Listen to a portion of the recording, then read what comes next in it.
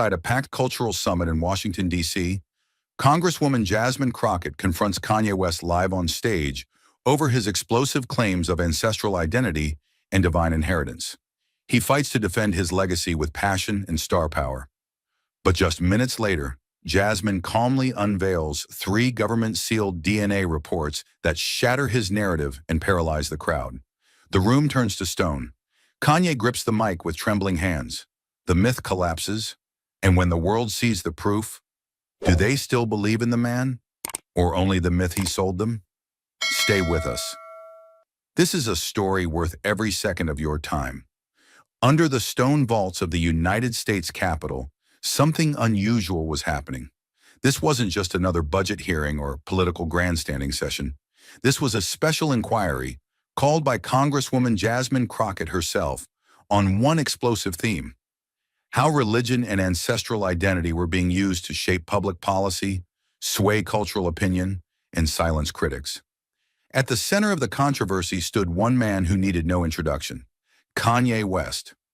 Rapper, billionaire, cultural force, and now self-proclaimed real Hebrew and descendant of the original Israelites. His recent statements about race, the Holocaust, and Jewish identity had sparked outrage worldwide. But instead of hiding, Kanye had stepped forward with a bold offer. He would come to Congress and prove everything, with his words, with his history, and with his DNA. The hearing room was packed, not just with politicians and staffers, but with journalists, religious scholars, human rights advocates, and young people from across the country. Everyone knew this was bigger than politics. This was about truth, or lies, written into blood. Kanye entered the chamber alone, wearing a long black coat, combat boots, and a simple silver chain. He walked with calm, but his presence hit like thunder. He didn't smile. He didn't wave. He moved like a man on a mission, not to defend, but to declare. Behind him, the tension crackled.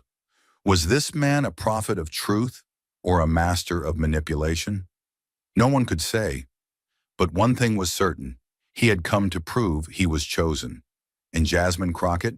She wasn't here to debate theology. She was here to test evidence. And she had something no belief system could erase: a sealed envelope. Kanye West was already seated when the silence settled across the room like a heavy curtain. He didn't move.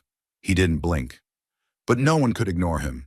Dressed in a black coat that fell past his knees and a thick silver cross hanging low around his neck, he didn't look like a witness at a congressional hearing. He looked like someone who believed deeply that he was standing in for something greater than himself: a prophet, not a defendant; a vessel, not a celebrity. The polished table in front of him looked more like an altar than a place for testimony. His hands rested calmly on either side of the microphone, fingers still, eyes steady. He was quiet, but there was tension in the stillness, as if he were waiting for the exact moment to speak words he had already rehearsed in his mind 1,000 times. When he finally spoke, his voice was calm and controlled, but full of weight. "I'm not here to defend myself," he said, not looking at anyone in particular. "I'm not here to fight or argue or apologize. I'm here to confirm something that lives inside me, something passed down through blood, not documents, not politics, but memory. I'm here to confirm a prophecy, not one I invented, but one I inherited." His words hung in the air like smoke, slow, thick, impossible to ignore. Some people shifted in their chairs. Others leaned in. It didn't matter what they believed. In that moment, Kanye believed enough for everyone. Jasmine Crockett listened without interrupting. She didn't write anything down. She didn't raise an eyebrow. She just sat there, composed, still, and completely focused. When he finished speaking, the silence stretched for a few seconds more. Then she leaned forward slightly, her tone calm but exact, and said, "Then let's allow science to confirm it with you." Nothing in her voice was mocking, but nothing in it offered comfort either. It was the sound of a door closing, and once closed, whatever came next would be hard to escape. The silence after Jasmine's statement lingered, but it wasn't empty. It was electric, heavy, charged like the stillness before a thunderstorm breaks. And in that pause, Kanye West leaned slightly forward, as if answering a call only he could hear. He rested both hands flat on the polished wood before him. His voice, when it came, didn't shout. It didn't demand. It simply arrived, measured, grounded, with the quiet certainty of someone who believed every word was sacred. "You want to measure my blood?" he said slowly, his eyes not fixed on anyone in particular, but somehow touching everyone. "Fine, but before you test what's in my body, you need to understand what's been in my soul my whole life." His tone was calm, but the weight behind it was undeniable. "I've carried something that most people don't see. Some try to name it arrogance. Others call it madness. But it's neither. It's memory. Not mine. Ours." He tapped his chest. "The memory of a people displaced, discredited, and told their history began with bondage. I refuse that lie." He paused, letting the stillness deepen before continuing. "I've studied the scriptures, not like a scholar, but like a man searching for his own name, and I found it." He looked down for a moment, then back up. "In the book of Deuteronomy, in Jeremiah, in the exile, in the lamentation, in the promise. I saw my people not as victims, but as survivors of silence." His voice didn't rise, but it filled the room. "I am not a mistake of history. I am part of a truth that was buried on purpose." He sat up straighter, his voice tightening, not in fear, but focus. "What flows through my veins is not just African. It's not just American. It's something older. It's ancestral, prophetic. It's the same blood that heard the voice of God in the wilderness. The same blood that was hunted, scattered, renamed, and still refused to die." He glanced at the Bible on the table beside him, fingers resting lightly on its cracked spine. "And that's why I speak the way I do. That's why I create the way I do. Because my vision doesn't come from ego. It comes from inheritance." There was no sound from the gallery, not even the click of a pen. It was the kind of silence reserved for moments when something dangerous and beautiful is unfolding. Kanye didn't flinch. He continued, slower now, each word deliberate. "I'm not just a musician. I'm not just a businessman. I'm not even just a black man in America. I'm a living echo of names erased, of truths denied, of dignity stolen. And if my presence disturbs people, it's because I remind them of what they tried to forget." He nodded once, as if to himself. "I'm not asking for acceptance. I'm reclaiming what was never theirs to take." The air in the chamber tightened, like the space between two notes in a song that hasn't resolved. And yet no one moved. No one interrupted. Because whether or not they believed his words, there was no denying the force with which they were delivered. Kanye wasn't trying to impress anyone. He wasn't trying to be liked. He was telling them, "I know who I am, even if you never did." The weight of Kanye's final words still hung in the air, like the echo of a bell struck deep inside the room. But Jasmine Crockett didn't react with rebuttal or applause. She didn't engage in debate. She didn't meet passion with more passion. Instead, she moved with the kind of quiet precision that speaks louder than confrontation. Her hand slid toward a thick, sealed envelope resting just beside her notes. She picked it up, not dramatically, not ceremonially, but with the care of someone who understood the gravity of what it contained. It wasn't just a document. It was evidence. It was clarity. And in the right hands, it could also be reckoning. She placed the envelope on the table between them with exactness, letting it settle like a gavel before a verdict. The room, already still, seemed to draw in tighter. No one moved. The rustle of clothing, the clack of pens, all vanished. This wasn't silence born of boredom. It was tension, pure and undiluted, the kind that gathers right before something irreversible happens. Then she looked at him, not with judgment, but with unwavering focus, and asked a question that struck with more force than raised voices ever could. "Mr. West, do you believe in science?" Her tone was level, almost gentle, but there was steel behind it, sharpened over years of watching people twist truth into convenience. The question didn't accuse. It didn't provoke. It offered him a choice. Kanye didn't speak right away. He looked at the envelope, then at her. His expression didn't shift, but behind his eyes there was a flicker of something deeper, a calculation, a moment of stillness, not hesitation, but recognition of the moment's weight. He knew this wasn't rhetoric anymore. This was a line drawn in the marble beneath their feet.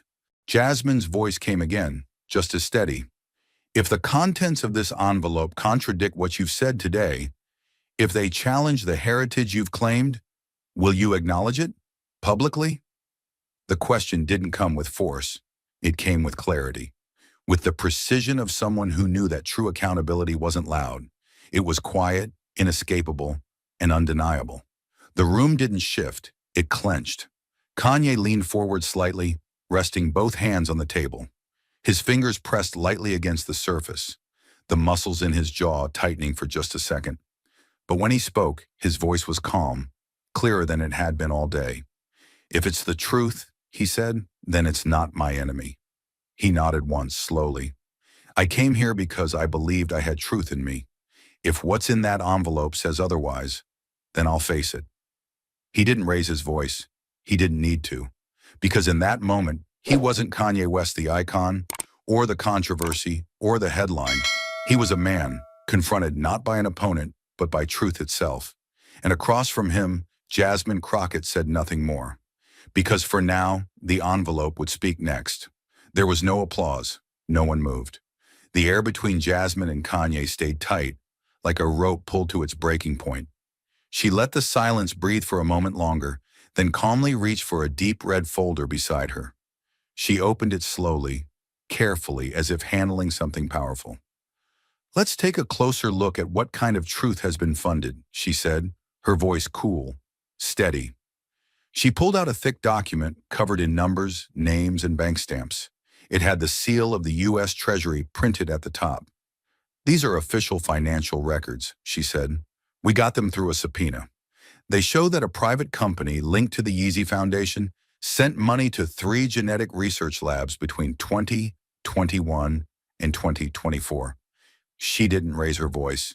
She didn't need to. None of these payments were public. They were hidden. No press releases, no public announcements, just quiet transfers behind fake company names and anonymous accounts. Behind her, a screen lit up. Everyone could now see the evidence. $420,000 wired to a lab in Atlanta. $775,000 to a research center in Tel Aviv. Another $1.1 million sent to a company in the Cayman Islands known for DNA research for rich clients. Jasmine flipped to another page. Each transfer was labeled something vague, like donation or consulting, she said. But inside emails from Yeezy's own team, we found what they really called it, heritage alignment research. Then she looked up at Kanye, her eyes sharp, her tone even sharper.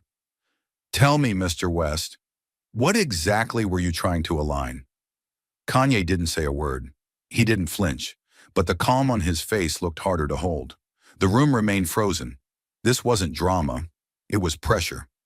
Jasmine had just placed the truth on the table, plain and clear. And Kanye, the man who just said he wasn't afraid of truth, was staring right at it.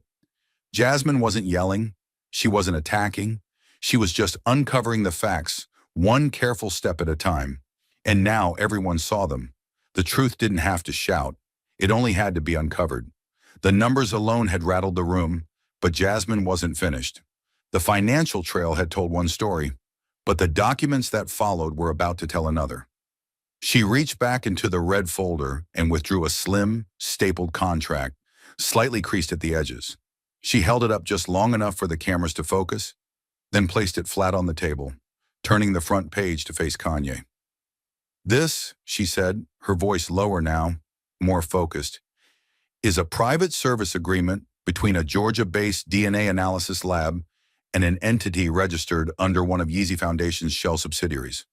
Her finger tapped the page gently, right above the bold heading, Contract Number 1172-C, Lineage Interpretation Protocol. She looked out toward the committee. This contract isn't about health testing. It's not about family history. It's not even about standard ancestry reporting. This was a custom agreement with very specific instructions. She paused, letting the weight build before reading aloud. Clause 2B requests that the lab clarify and emphasize any indicators of Israelite African heritage. Clause 4C goes further, asking researchers to optimize the representation of Hebrew genetic markers within report summaries provided to the client. The words hit the room like a drop match in dry grass. There was no need for interpretation. This wasn't about science. This was narrative engineering. This wasn't a request for facts, Jasmine continued. It was a request for confirmation, for enhancement, for something more aligned with belief than with biology. She turned to Kanye again, eyes sharp but steady. This wasn't about finding the truth. This was about designing it. Kanye sat motionless, but the strain in his jaw was visible now, tight, clenched. The lights felt hotter, the envelope on the table heavier. The crowd behind him didn't shift, but the atmosphere had changed. Jasmine hadn't exposed a secret. She had exposed intent. Not just to fund research, but to shape it, to turn science into strategy. And now the question wasn't just what he believed. It was what he'd been willing to manipulate to make it real. The weight of the contract still lingered in the air, like a held breath, when Jasmine calmly placed one final document on the table. It looked unassuming. Just a single printed email, slightly crumpled at the edges from being handled carefully. Maybe too carefully. But what it contained, what it revealed, was far more damning than the contractual language before it. There was no need to raise her voice. Jasmine knew that sometimes the most devastating truths arrive not with thunder, but with stillness. I want to direct the committee's attention to this internal communication, she began, tapping the page softly with her index finger. Dated just 2 weeks after the lab in Georgia sent their preliminary results to Mr. West's team. Her voice held no anger, no triumph, just quiet, unforgiving certainty. It's from a senior assistant, his longtime aide, and it reads. She paused, then leaned slightly forward, allowing the words to roll out slowly, clearly. The results do not match the public claims ye has made. We'll need another run. Quietly, please filter again. Focus on ancestral patterns that can support the Israelite narrative. Presentation matters. There was no gasping in the room, no murmurs, just that awful, oppressive stillness that only shows up when denial meets evidence head on. Jasmine's eyes remained locked on the page, but her voice sharpened. This wasn't a conversation about errors. This wasn't scientific skepticism. This was strategic, tactical, a deliberate attempt to bend truth until it snapped into alignment with image. She looked up now, slowly, as if scanning not just the room but the entire country watching. When truth becomes inconvenient and you try to rewrite it, that's not a misunderstanding. That's manipulation. Her hand trembled faintly as she set the email down, palm lingering on the paper like she was grounding herself against the weight of it all. But her voice didn't falter. This was never about heritage.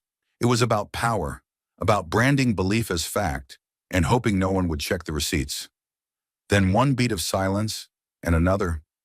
Even Kanye, who had always commanded attention, now seemed frozen, reduced not by force, but by the quiet erosion of credibility. And that was the real shift in the room. Not that people disagreed with him, but that, for the first time, they doubted him. The room had stopped breathing.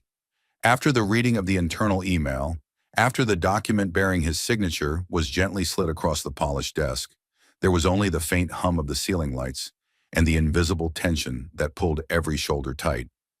The silence wasn't neutral. It was charged. Not with hatred, but with expectation.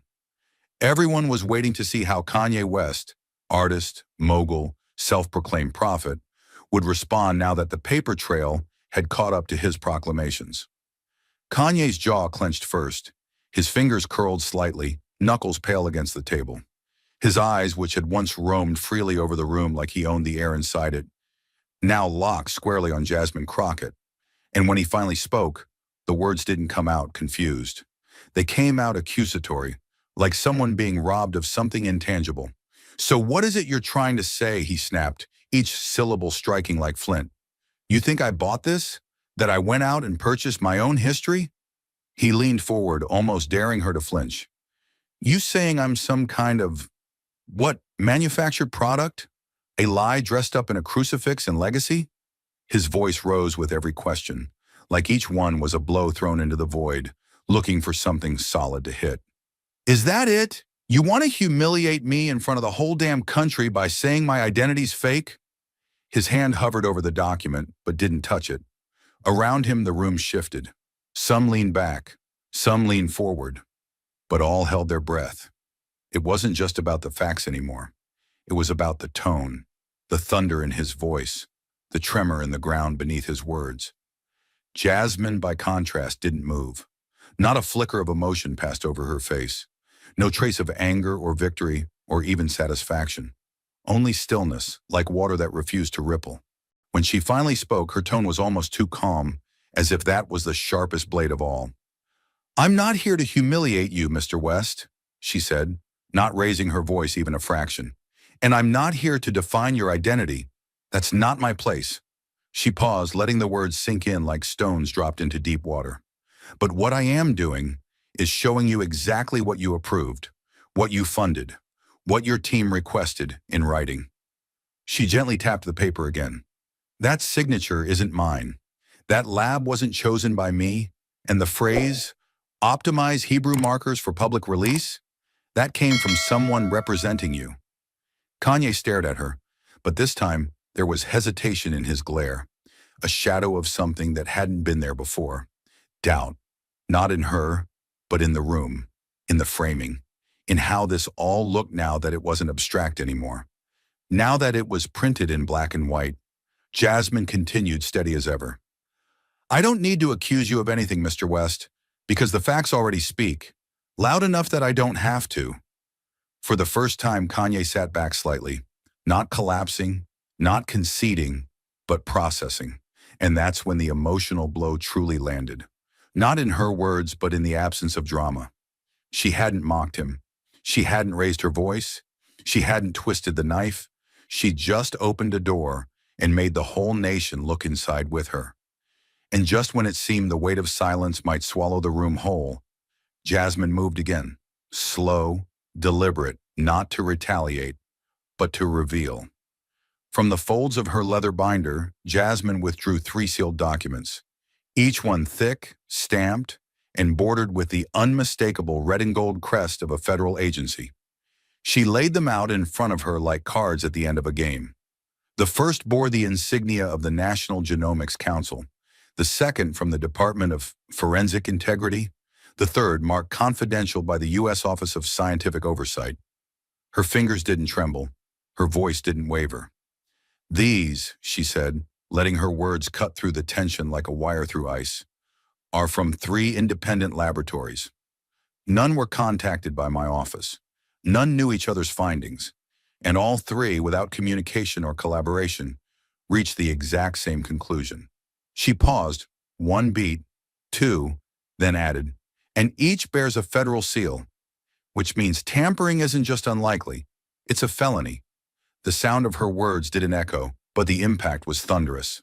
Kanye sat motionless, his mouth slightly open, but no sound came. The audience, once captivated by his rhythm and rhetoric, was now motionless too, caught between admiration and unease. Jasmine tapped the folder closest to her. "This lab's findings are dated 4 months before your most recent album release," she noted calmly, "which means the results were known before you made certain public claims." Her hand moved to the second. "This one was commissioned by a member of your own production team, under a different name, but with matching DNA codes." And finally, the third. "And this one was quietly filed with the Department of Archives, buried under an unrelated health grant." She looked up. "But nothing stays buried forever." She wasn't angry. She wasn't smug. She was surgical, precise, professional, and unshakably armed with truth. And for the first time that day, the crowd didn't just see a confrontation. They saw a reckoning. Not of faith or culture or ego, but of evidence. And Jasmine Crockett was no longer just a congresswoman in this room. She was the mirror no one wanted to look into. The courtroom, once electric with performance, now settled into something colder, more dangerous. This wasn't spectacle anymore. This was the edge of justice. There was no more theater, no more deflection, no more thunder from the pulpit. Only paper. Only fact. Only the final moment Jasmine had prepared for. Jasmine placed the sealed document flat on the table, her fingers pausing briefly over the government crest embossed in silver on the envelope. She looked up, not at Kanye, but at the entire chamber. A silent jury of lawmakers, staffers, journalists, and citizens who had come expecting controversy, but now faced something far heavier: reality. She opened the envelope with clinical precision. No dramatics, no fanfare, just the clean sound of truth about to be told. Her voice came low but unwavering, like the quiet before an avalanche. Genetic analysis report, conducted independently by 3 federally certified labs, using full-spectrum genomic tracing and region-specific chromosomal markers. She allowed the silence to hang a little longer, not for effect, but to let the room brace. Subject: Kanye Omari West, 79% West African ancestry, primarily Nigerian and Ghanaian gene clusters. A ripple moved across the room. Someone exhaled sharply. Kanye didn't move. 12% North African, concentrated in Morocco. She turned the page slowly, deliberately, as if lifting a veil. 5% European, traced to Scandinavian markers. A few heads tilted in confusion. Others furrowed their brows trying to process what came next. 4% Central Asian ancestry. Minimal distribution. Jasmine drew a steady breath. Her next words arrived like a stone dropped into a still lake. There is zero genetic correlation to Levantine Jewish ancestry. No evidence of Hebrew lineage. None. The words were not delivered with venom. They were not weaponized. They were simply placed, like truth left on a table, unadorned, unshakable, and then nothing. Not even a cough. The room froze under the weight of that final sentence. The same room that had echoed minutes ago with Kanye's fire and flare now held its collective breath. Phones stopped tapping, pens stopped scribbling. Even the journalists in the press box, poised like vultures at the edge of scandal, seemed unsure what to do next. Kanye sat still. His face was half shrouded in shadow from the courtroom lights above, but the tension in his jaw betrayed him. His knuckles had gone white around the microphone, still clenched in his right hand. The same hand that had once waved Grammys, now trembling almost imperceptibly, though he tried to mask it by pressing it harder against the handle. He didn't blink, didn't shift, but something inside him had cracked. Not loud, not obvious, but undeniable to anyone looking closely. His eyes never left the table. Whether out of defiance or disbelief, no one could be sure. But his silence, the same man who moments ago spoke of prophecy and bloodlines, now spoke volumes. Jasmine didn't gloat. She didn't even look at him.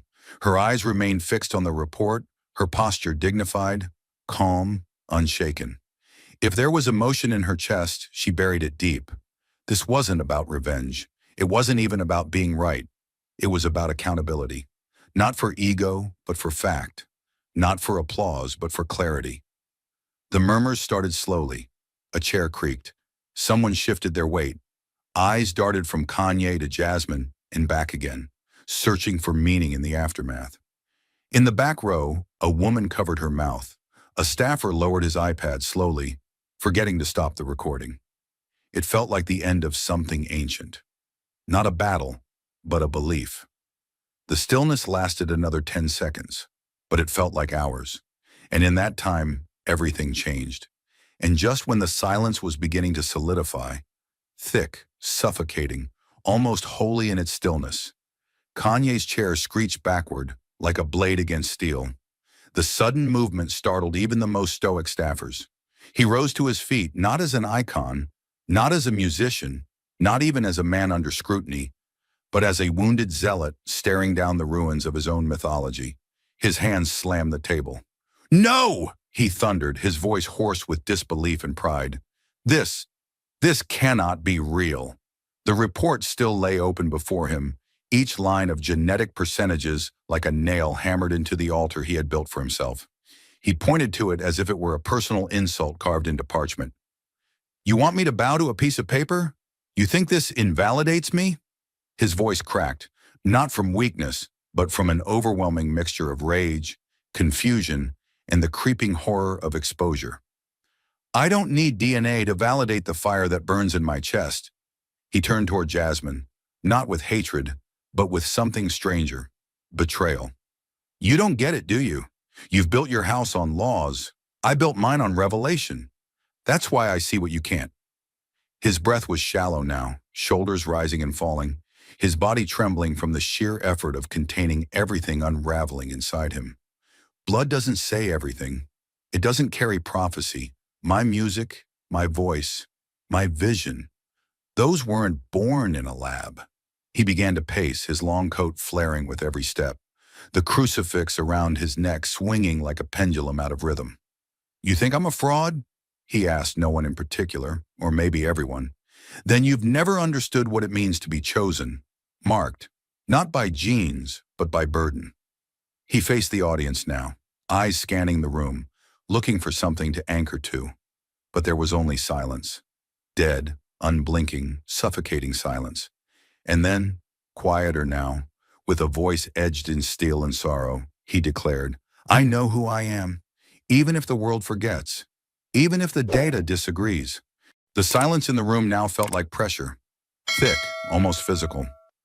Kanye's last words still echoed off the walls. I know who I am. But Jasmine didn't flinch. She didn't match fire with fire. Instead, she let the silence settle, let the weight of truth fill the cracks where ego had just been. She looked at him, not with vengeance, not even judgment, but with a level gaze that said, You asked for the truth. This is it. Her voice, when it came, was even, clear, almost too calm for how deeply it would cut. I'm not here to take your faith from you, yeah. The use of his chosen name wasn't mocking. It was respectful, deliberate. Faith is sacred, personal. I'd never reach into a man's soul and try to take that. She paused just long enough for the words to breathe. Then she took a step closer, not to intimidate, but to close the space between spectacle and accountability. But belief, when it's turned into a weapon to rewrite history, to sell records, to justify distortion, becomes something else entirely. That's not faith. That's branding. That's manipulation. The tension in the room sharpened like a blade being drawn. You didn't just believe you were a descendant of prophets. You sold that belief. You printed it on album covers. You signed contracts that commodified it. You used it to dismiss the real pain, the real struggle of people trying to hold on to what little truth they have left. Her voice never rose, but it carried further now, as if it had found its own gravity. She reached into her folder and pulled out one contract, black ink, legal seals, and his signature in bold at the bottom. This clause, she said, holding it up, wasn't about faith. It was about controlling narrative. It explicitly authorizes adjustments to genetic data presented to the public, if those results didn't align with the story being sold. A low murmur stirred among the viewers, but Jasmine kept going, not swayed by the noise. You signed that, she said quietly.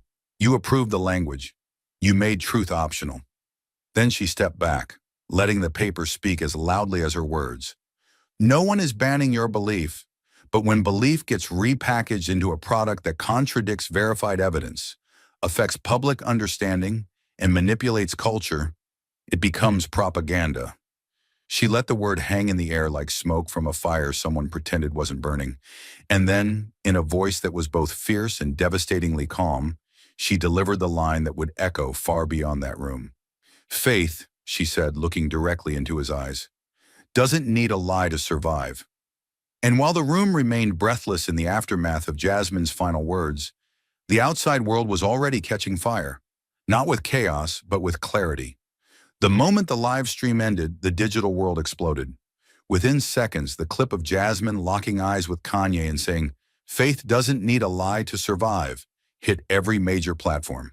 Twitter, TikTok, YouTube, even encrypted forums that usually ignored politics altogether. It wasn't just trending, it was volcanic. The hashtags started as sparks and became wildfires. DNA and faith, truth hurts, but heals, and the most brutal of all, Crockett crushes them. Within 10 minutes, Jasmine's name had overtaken the Super Bowl, a tech IPO, and a celebrity scandal. Millions weren't just watching, they were reacting like they'd been waiting for this reckoning for years. In Brooklyn, a group of young activists projected the quote onto the side of a building, using a modified drone light grid. In Los Angeles, a protest scheduled for labor rights quickly shifted tone, with signs hastily rewritten in Sharpie.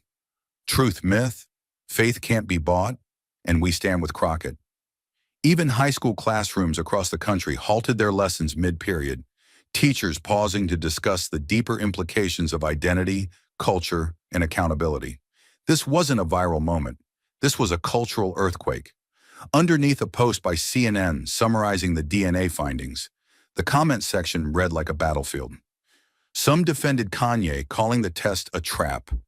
Others fired back with receipts, videos, old interviews, every moment where Ye had positioned himself as the chosen one without proof, now dissected and laid bare. But above all, one phrase kept resurfacing like a war drum. We're done mistaking charisma for truth. Across Jewish communities in New York, Tel Aviv, and London, major organizations released coordinated statements. One in particular struck with surgical precision.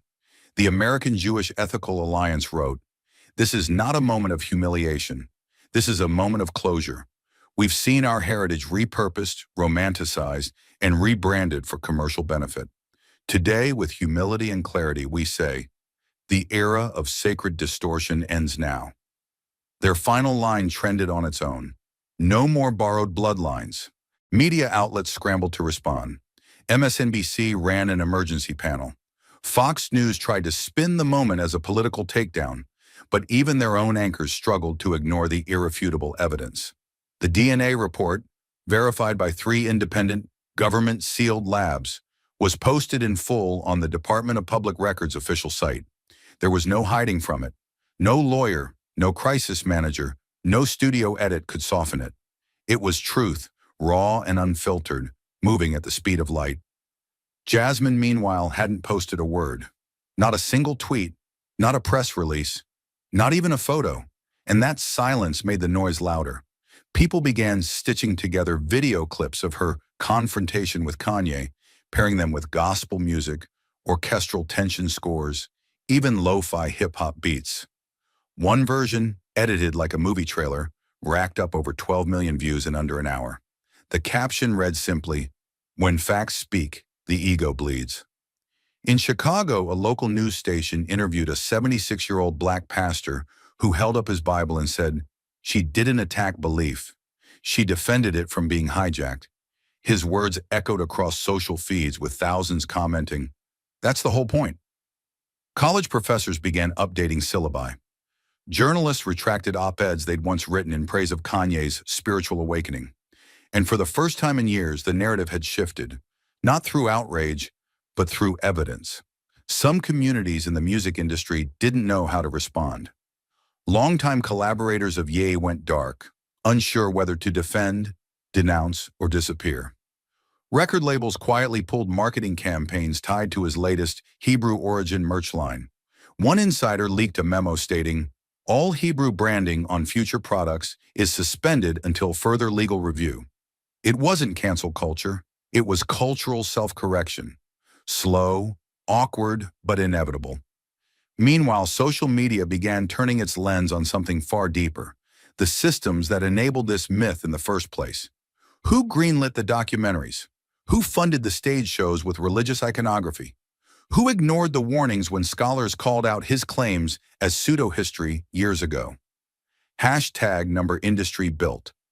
The myth began climbing, pulling producers, editors, and managers into the scrutiny. The machine behind the message was now on trial, and Jasmine hadn't said a word since the hearing. By sundown, a digital petition had gained over 400,000 signatures, demanding music platforms flag content that promoted racial or ethnic misinformation. One university offered Jasmine an honorary doctorate in cultural ethics. Another invited her to headline a global conference on faith and identity. Her inbox, according to a leaked screenshot, had over 3,000 requests in 2 hours, from civil rights groups, universities, artists, even clergymen. But for every action, there was pushback. Some of Kanye's most devout followers clung tighter. A live stream titled "Ye Was Framed, The Truth Behind the Trap" pulled 1.2 million views, arguing that the DNA tests were forged. A popular influencer claimed, "Science is a tool of empire. What matters is spirit, not blood. Yet even within those circles, fractures formed. Devotees asked hard questions. If Ye's claim was real, why hide data? Why sign clauses?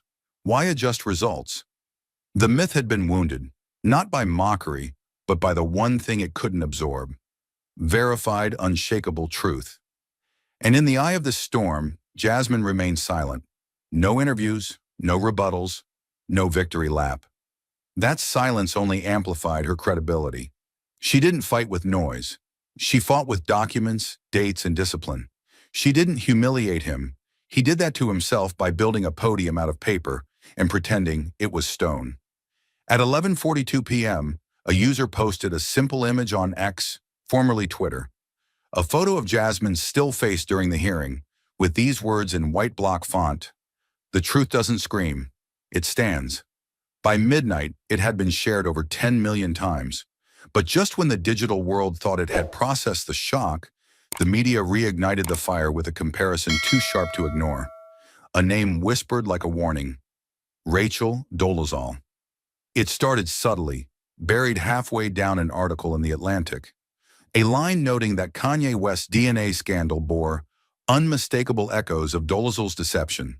But by the time the morning cycle hit cable news, it was no longer a footnote. It was the headline. CNN, BBC, the New York Times, even Al Jazeera began rerunning archival footage of Rachel Dolezal, once president of an NAACP chapter, later exposed for pretending to be black despite being born to white parents. The montage was swift and brutal. Spliced shots of Dolezal defending her lived blackness, played side by side with Kanye standing in court, denying his test results. This wasn't just cultural critique, it was trial by history, and the jury had long memories. Social media pounced. Viral threads dissected the parallels in excruciating detail. One post read, "Rachel dyed her skin. Kanye dyed the story." Another simply said, "From braids to bloodlines, why does identity always get twisted when there's money to be made?" Underneath it all, the current was clear. People weren't just angry about deception. They were exhausted by the repetition. Once again, a powerful figure had used the aesthetic of heritage to elevate themselves, only to be exposed by cold, scientific fact. Daytime talk shows became battlegrounds. On The View, a guest panelist raised her voice. "When Dolezal did it, we were told it was delusion. When Ye does it, people say it's branding." Why the double standard? The audience erupted. Meanwhile, Trevor Noah returned from hiatus with a cold open that said it all. A deep fake of Kanye reciting Dolezal's infamous quote, "I identify as black." The laugh track didn't even finish before cutting to the real clip of Jasmine reading the DNA results aloud. The comparison cut especially deep because it forced an uncomfortable truth into the spotlight. Some lies, when told by the powerful, are not called lies. They're called marketing. For years, Kanye had wrapped himself in Jewish iconography, declaring himself a vessel of ancient bloodlines. He wasn't selling faith, he was selling proximity to myth. Now, as the illusion crumbled, the question wasn't just, did he lie? It was, how many people helped him lie because it sold sneakers, albums, and headlines? Late-night news shows ran montages under chilling soundtracks. Headlines flashed across the screen. Manufactured Messiah? Faith or fabrication? The Rachel Dolezal of hip-hop? Clips of Dolezal insisting her identity was not about biology now echoed eerily against Kanye's own protest. "I don't need DNA to prove my soul." They had never met, but now by public decree they were bound together as cautionary tales of borrowed suffering. But the deepest impact wasn't on Kanye, it was on Jasmine. She became the new lightning rod. Accusations began pouring in from every direction. Pundits on the far right called her a race-baiting destroyer of black icons. Fringe voices on the far left asked, why expose him at all? Why not protect one of our own? She was caught in a paradox, praised for telling the truth, punished for making it public. And yet in every interview request she declined, in every headline she ignored, Jasmine seemed to be saying the same thing. The truth doesn't need my permission to exist. Behind the scenes, journalists and academics began reevaluating their own complicity. A Columbia University cultural historian released a thread titled Timeline of Silence, tracking every major outlet that had promoted Kanye's identity claims without fact-checking them. The list was long. It included best-selling magazines, music documentaries, and even museum partnerships. Each had given legitimacy to the myth because it was profitable. Now they were scrambling to rewrite history, except Jasmine had already done it in real time, with receipts. Documentaries were pitched within days. Netflix reportedly greenlit a two-part series titled False Prophets: The Invention of Identity, with episode 1 focused on Rachel Dolezal and episode 2 on Kanye West. Even streaming services wanted in on the reckoning. Producers whispered about which actors could play Jasmine, though she hadn't given a single nod to being involved. She wasn't chasing the spotlight. The spotlight had turned and found her because her evidence was the one thing that hadn't flinched under scrutiny. And yet, for many Black Americans watching this unfold, the moment struck a painful chord. They remembered how Rachel Dolezal had appropriated pain, how she'd worn trauma like a costume, borrowed struggle like fashion. Now, watching Kanye fall into the same pattern, weaponizing ancient suffering for modern glory, felt like a betrayal twice over. One tweet put it best: when Rachel did it, we laughed. When Ye did it, we sang along. Both times we paid the price. Think pieces exploded across cultural magazines. The Root, Slate, Vibe, Tablet magazine, all asking some version of the same question. What does it cost a people when identity is open source? They didn't just scrutinize Ye. They examined America's hunger for icons, its thirst for redemption arcs, and its blind spot when those arcs are built on fiction. It wasn't just Kanye on trial anymore. It was the culture that let him do it unchecked. And through it all, Jasmine remained calm. In the few clips caught of her leaving the hearing, she looked neither triumphant nor regretful, just focused. When asked by a reporter if she had meant to bring Kanye down, she paused, then simply said, "I didn't bring anyone down. I just refused to lift a lie." The clip went viral instantly, but it was the way she said it, without anger, without gloating, that cemented her as something more than a whistleblower. She was the reckoning personified. By week's end, schools had added new case studies to sociology courses. Public libraries hosted panels on identity ethics. And on the cover of Time magazine, Jasmine's face appeared under 3 words: the cost of pretending. Not a crown, not a sword, just a mirror. And this time, the world was forced to look. The silence that followed Jasmine's final statement was not merely a pause, it was a reckoning. The weight of the truth had settled across the nation like smoke after an explosion, and the man once revered as a cultural prophet had vanished. No more late-night rants, no cryptic tweets, no paparazzi glimpses outside Calabasas. For 30 straight days, Kanye West, disappeared. And in an age where absence screams louder than presence, the void left behind was deafening. Speculations filled the vacuum like wildfire, but none were confirmed.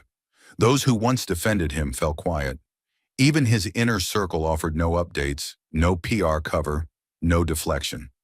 What had once been noise was now replaced by a single breathless question: would he return at all? Then one cold Friday morning, an envelope arrived.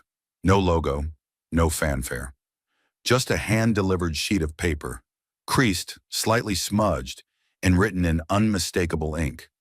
It wasn't addressed to a journalist or an influencer or even a fan base. It was posted online by an anonymous user who simply wrote, he wanted this to speak for itself, and speak it did. In his own hand, uneven and raw, Kanye had written, I used to think I was a fallen angel, but maybe I'm just a man trying to climb toward the truth. 9 lines of ink, one punch to the soul. The letter didn't explain his silence. It didn't defend his past. There was no spin, no signature slogan, no attempt to regain control. Instead, it read like something scraped from the deepest part of a wounded man. He spoke of walls he had built from pride, of truths he had dressed in noise, and of faith that he had confused with ego. He wrote slowly, each word a confession, each sentence a step down from the pedestal he had once built for himself. "I mistook volume for vision," one line read. "I thought truth was whatever I could say loudest." It was not a rebranding, it was a surrender. In the margins, scrawled like afterthoughts, were fragments that cut sharper than the letter itself. "I was more afraid of being ordinary than being wrong." And below it, circled twice, "But fear doesn't free anyone." There was no call for redemption, no plea for forgiveness. It was the rarest kind of public moment, one not crafted for applause, but offered in vulnerability. The man who once draped himself in Messiah imagery now stripped himself bare. In doing so, he did what no press conference ever could. He let the silence speak, and then he filled it with truth. For Jasmine, the letter was never about vindication. She never responded publicly, but those closest to her noticed something different when she read it. Something in the way she lingered on the sentence about truth and climbing. Because beneath the legal arguments, beneath the confrontation, her battle had always been for clarity, not destruction. And now, after everything, even the man who had stood defiantly in front of the world was admitting, the truth had caught up. Kanye's return wasn't a spectacle. There was no entourage, no music drop, no carefully lit Instagram post. Just the letter, and then a photo, days later, of him walking alone through a park in Wyoming. Hoodie up, head down, no jewelry, no Yeezys. And in his hand, barely visible, was a worn notebook. The image felt almost biblical. The prophet without a pulpit, the artist without an audience, the man without armor. But something else was shifting too. In quiet corners of the internet, not the loud ones, people began sharing the letter, not to mock, but to reflect. Conversations moved from shame to introspection. Former fans who once felt betrayed now found themselves oddly moved, not by the man he had been, but by the man he was trying to become. And across communities that had once stood on opposite sides of the argument, a strange and fragile bridge was beginning to form. Not reconciliation, not yet, but recognition of pain, of loss, of the sheer cost of belief when it's placed in broken vessels. Kanye's next move was not an album. It was not a brand. It was not even a statement. It was a single act. He enrolled under a pseudonym in a theology course at a small university in rural California. The professors didn't announce it. The classmates were sworn to secrecy, but one student, in a journal entry later published anonymously, described the moment he walked in. He didn't speak for the first week. He just listened. And when he finally raised his hand, he didn't quote scripture. He asked a question. How do you unlearn what ego taught you to believe was holy? That question, more than any lyric he ever wrote, more than any fashion line, more than any outburst, became the heartbeat of his quiet journey forward. And while the world may never cheer for a quiet man, they remember him differently. Not as the icon who never faltered, but as the human who finally did, and chose not to run from the fall. And while Ye's journey inward unfolded in solitude, Jasmine's path surged outward, with clarity sharpened by fire. The Capitol lights never dimmed for long. Within days of the fallout, Jasmine Crockett returned to the place where everything had begun, not for applause but for unfinished business. The committee chambers that once echoed with judgment were now arenas of reform. Bills that had stalled were suddenly gaining momentum. Conversations once buried in politics were dragged into daylight. But behind the scenes, she moved with the same precision that had dismantled a cultural icon on live television. She wasn't chasing headlines. She was rewriting systems, quietly, methodically, relentlessly. The moment came during a CNN evening segment, a live sit-down hosted in front of a studio audience, framed by the soft hum of stage lights and the ever-rolling camera. The anchor leaned forward, eyes locked on her with the tension of someone trying to poke a sleeping lion. "Congresswoman Crockett," he began slowly, "if you could describe Kanye West in one sentence, after everything, what would you say he is?" There was no hesitation, no glance at notes, no performance. Jasmine turned her gaze toward the host, her voice firm but grounded. "A man searching for his origin," she said. And then, after a beat, "I only helped him look with a better instrument, truth." There was no applause, just a pause. A silence more powerful than claps could ever be. The kind of pause when the weight of meaning settles into the bones of everyone listening. The kind of pause that reminds a nation it just witnessed a shift. She didn't speak with arrogance. There was no gloating in her voice, no scent of revenge. It was the tone of someone who had walked through storms not to punish, but to clarify. And in that moment, Jasmine wasn't just a congresswoman, she was the mirror that power often avoids. Clear, steady, unflinching. Outside the studio, reactions exploded. Some called it cold. Others called it necessary. But none could deny the authority in her calm. Because while Kanye had stumbled publicly toward a personal reckoning, Jasmine had remained steady at the helm of public truth. And that truth, sharpened by her work, was already shifting things on the Hill. Behind closed doors, lobbyists grew quieter. Representatives who once smirked when she entered hearings now listened longer. She had done what few could. She had proven that truth, when delivered with precision, could shake both culture and Congress. Back in her office, Jasmine kept a single item framed on her wall. Not a headline, not a photo, but a handwritten note from a girl in Detroit. It read, "You didn't yell, you didn't cry, but you made the world stop, and I want to be just like you." Jasmine had read it 100 times, not because she needed validation, but because it reminded her what was at stake. Not celebrity, not vengeance, but clarity for a generation raised in noise. The CNN clips circulated within hours. Hashtags erupted again, but this time, they weren't about Ye. They were about her. Crockett method, truth with grace, quiet power. For once, it wasn't about who had fallen. It was about who had stood up, and how. She walked out of that interview the same way she had entered the Capitol that morning. Head high, back straight, alone. There were no entourages, no flashbulbs. Just Jasmine and the weight of what it means to speak truth without needing to win. And the nation? It watched, not for spectacle, but for what came next. But long after the applause faded, long after the hashtags cooled and the headlines moved on, a quieter truth remained, one not about Kanye or Jasmine, but about all of us. We live in an age that confuses noise with meaning, where platforms are mistaken for pulpits, and charisma is too often confused for character. Kanye's fall was not a spectacle, it was a mirror, a reflection of what happens when belief is no longer grounded in reality, but in mythology. He didn't fall because of his ancestry, he fell because he built an empire on a truth no one had dared to test. Until Jasmine did, not out of hatred, not out of ego. But because some lies grow so large, they must be pierced before they become scripture. And in that piercing, we all bled a little. Because who among us hasn't clung to a comforting illusion? Who hasn't believed what we wanted to be true instead of what was true? Ye's pain wasn't foreign. It was familiar.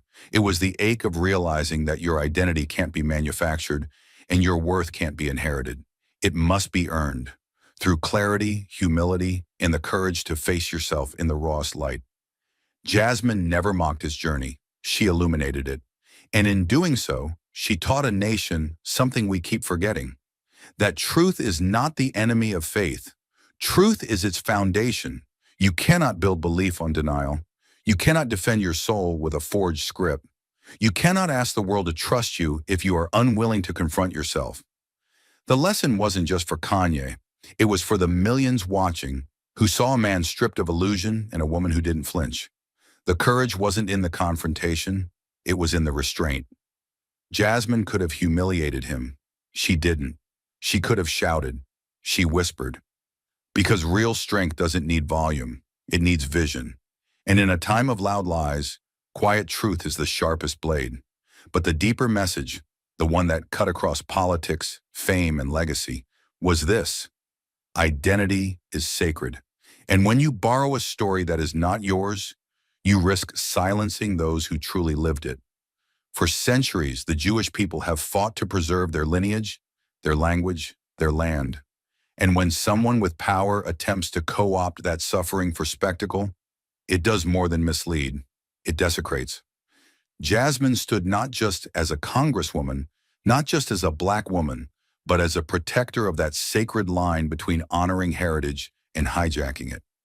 She drew that line without theatrics, without vengeance, just with facts and the unshakable conviction that no one, no matter how famous, is above accountability. And yeah, for all his bravado, heard her. Maybe not at first, maybe not even in public, but when he disappeared, when the silence swallowed him for 30 days, something shifted, not just in him, but in us. Because we saw what happens when a man stops shouting and starts listening, when ego collapses and soul begins to speak, when the story isn't about proving who you are, but discovering it for real, without distortion. His handwritten letter wasn't an apology. It was something braver. It was an admission that sometimes truth breaks you before it builds you, that sometimes the fall is the only way forward. I thought I was a fallen angel, he wrote, but maybe I'm just a man trying to climb toward truth. It wasn't poetry, it was surrender. And in that surrender, there was beauty. This is the kind of reckoning we all need. In an era built on filters, edits, and digital personas, Jasmine and Ye reminded us that real identity can't be downloaded, branded, or bought. It must be lived, earned, tested. And when challenged, it must not collapse into defensiveness, but rise into reflection. That's the lesson. Truth does not destroy us. It exposes what was never real to begin with. And in doing so, it gives us the chance to begin again, this time grounded. For Kanye, that meant losing a version of himself that never truly existed.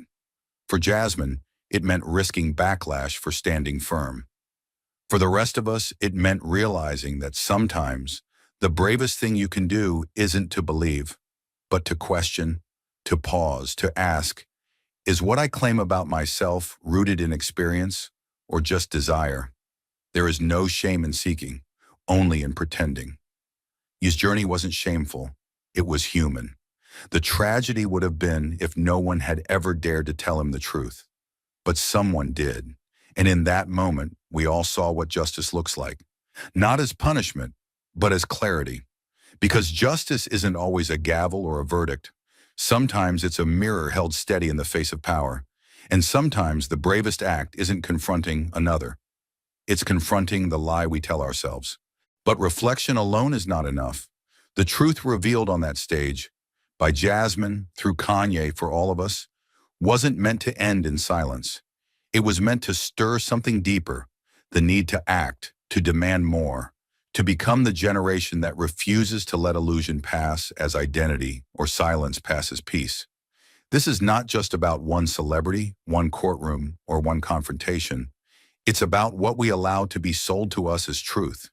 It's about what we accept in our politics, in our media, in our schools, in our churches. How many falsehoods still stand because no one has dared to test them? How many lies still live simply because they wear a familiar name or speak with a confident voice? We must not wait for another Jasmine to carry the weight of truth alone. We must be willing to step forward, uncomfortable, uncertain, but unwavering. Speak up when facts are twisted. Push back when power rewrites history. Raise your hand when everyone else lowers their gaze. Justice is not an event, it's a habit. And truth is not just something we demand from others, it's something we owe ourselves. If you've ever watched injustice unfold and said nothing, this is your chance to begin again. If you've ever felt too small to matter, remember, Jasmine was once just a law student with nothing but a backpack and a reason. Now she's changed the shape of a national conversation because she chose clarity over comfort, courage over applause. You too have that power. Whether in your community, your classroom, your family, or your feed, use it. Ask the hard questions, read the fine print, challenge the narrative, and when you see someone standing for truth, stand with them. Loudly, publicly, unapologetically. Because if this story taught us anything, it's that the loudest person in the room isn't always the most honest. And sometimes the quietest truth, spoken with resolve, can dismantle an empire built on noise. Now is the moment to choose who we want to be. Will we be the crowd that cheers at the fall of a lie, or the movement that ensures the next lie never rises? Will we consume drama, or confront reality? Will we scroll past injustice or stop and say, not here, not again? The answer begins not with fame or fortune, but with a single voice, yours. And so I ask you now, not as a writer, not as a witness, but as someone who believes in the power of what comes next. Don't just be inspired, be involved, because truth once seen cannot be unseen, and justice, once awakened, will not sleep again. Thank you for watching until this moment and for standing with us on this journey for justice. Your support means everything. Like, subscribe, and turn on notifications so you never miss what's next. And we'd love to hear your thoughts. Leave a comment below and let us know what moved you most in this story. Together, our voices make a difference.